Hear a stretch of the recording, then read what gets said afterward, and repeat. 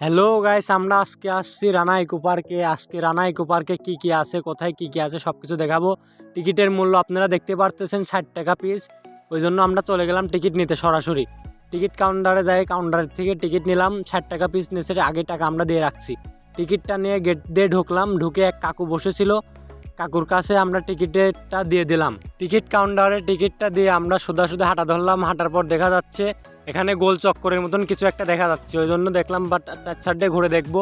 এখানে একটা মূর্তি খাড়া করে রাখছে, 3টা মূর্তি নিচে পানি ঢালতেছে কলসিত করে। আশপাশে দেখতে পাচ্ছেন ভিতর থেকে গেটটা দেখা যাচ্ছে, অনেক সুন্দর লাগতেছে। আমি যাই দাঁড়াই পড়লাম রোবটের সামনে তিনি একটা পিকচার উঠে আবার যাবো আমরা। গোল চক্করটা ঘোরার পরে রানা ইকো পার্ক আমাদেরকে জানালো ওয়েলকাম রানা ইকো পার্ক। ঢুকতে আমরা অনেক সুন্দর দৃশ্য দেখতে পারলাম। রোডটা অনেক সুন্দর, তাই রোড দিয়ে হাঁটা দিলাম। এখানে দেখা যাচ্ছে জাতীয় পাখি দোয়েল খাড়া করে রাখছে, ওই জন্য পাখিটাকে একটু নাড়লাম, দেখলাম লড়ে চড়ে না। পরে রাস্তা দিয়ে হাঁটা ধরলাম, আশপাশে দেখা যাচ্ছে অনেক দুনলা মুল্লা রাখছে। রোডটা অনেকটা সুন্দর, হাঁটতে গেলে অনেক কিছু দেখা যাচ্ছে সাইড দিয়ে। তো চলেন ভিতরে যাই, দেখা যাক ভিতরে কি আমাদের জন্য সাজায় রাখছে রানা ইকো পার্ক। তো ভিতরে আসার পর দেখতে পাচ্ছেন এখানে অনেক ফুল দিয়ে চার সাইডে সাজায় রাখছে, মাঝখান দিয়ে রাস্তা দিয়ে রাখছে, সাইড দিয়ে ড্রেন আছে। ড্রেনটাই আপনাদেরকে দেখলাম, অনেক পোষা পানি এখানে রয়েছে, মাছ ধরতে পারলে মাছ ধরতে পারবেন। এখানে প্রজাতির মতন অনেক ছোট ফুল দেখা যাচ্ছে, অনেক সুন্দর লাগতেছে।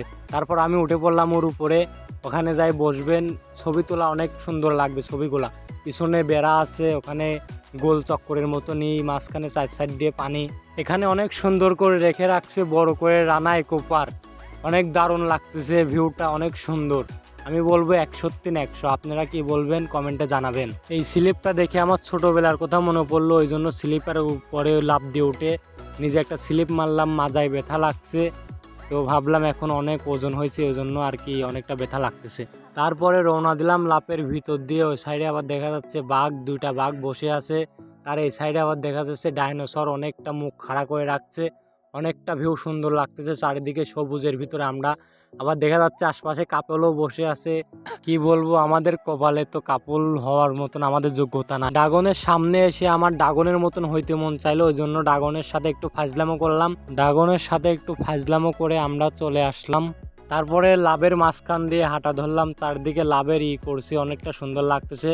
মাঝখান দিয়ে রাস্তা, চারদিকে শুধু সবুজ আর সবুজ। লাভটা বানাইছে, এখনো পাতা হয় নাই, পাতা হওয়ার পর আরও দেখতে অনেকটা সুন্দর লাগবে। আপনারা সবাই আসবেন, পার্কটা অনেক সুন্দর। ওখান থেকে আসার পর দেখতে পারলাম এখানে একটা পাহাড় খাড়া করতে হয়েছে, এখান থেকে ঝর্ণার মতন পানি আসতেছে। ওখানে উঠে লাভার সময় অনেকটা পাও পিছলে যাচ্ছে, হাঁটার মতন কোনো অবস্থা নেই। পাহাড়ের ছোট বল পানির উপরে বসে আছে, ওর উপর দিয়ে আমরা দুইজন আস্তে নিচে চলে আসলাম। ভাই দেখতে চারদিকে যেমন সবুজ, দেখতে অনেকটা বিউটিফুল, আবার নিচ দিয়ে রাস্তাও করছে, অনেকটা রংচং করে, অনেকটা সুন্দর লাগতেছে। ও ভাই, এটা কি বানাইছে, অনেকটা সুন্দর লাগছে, লাভ দিয়ে সেটিং করছে, অনেকটা সুন্দর। চারিদিকে শুধু সবুজ আর সবুজ দেখা যাচ্ছে। তো সবাই রানা ইকো পার্কে আসবেন, পাবনাতে এটা অবস্থিত। রানা ইকো পার্ক অনেকটা সুন্দর। এই বলে আমার ব্লগ শেষ করলাম। সবাই ভালো থাকবেন। এসকে রনি ভাই ব্লগটা সাবস্ক্রাইব করে দিবেন। সবাই ইনশাল্লাহ ভালো থাকবেন। আবার পরবর্তী ব্লগে আপনাদের সাথে আমার দেখা হবে ইনশাল্লাহ।